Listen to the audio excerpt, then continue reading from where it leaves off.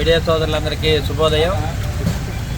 మరి అకాల వర్షాల వల్ల మెందా తుఫాను వల్ల మరి విపరీతమైన వర్షాలు వాగులు రావడం జరిగింది. లోతట్టు ప్రాంతాలకు కూడా కొంచెం ప్రమాదకరంగా ఉంది. నర్సరావుపేటలో సత్తెనపల్లి రోడ్లో మరి కేడీ పక్కన వాగు పొంగి పొరలుతుంది. పైనుంచి వచ్చే వాగులు కానీ పొలాల్లో వచ్చే నీళ్ళన్నీ కూడా దానివల్ల ఈ వాగు బాగా పొంగి పొరలుతుంది. మేము సహాయ చర్యలందరూ కూడా చేపడతా ఉన్నాము. మరి కమిషనర్ గారు, మున్సిపల్ సిబ్బంది అందరూ కూడా ఇక్కడే ఉన్నాము.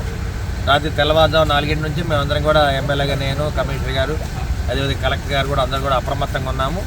లోతట్టు ప్రాంతంలో ఉన్న వాళ్ళు కూడా మరి శిబిరాలకు తరలిస్తూ ఉన్నాము.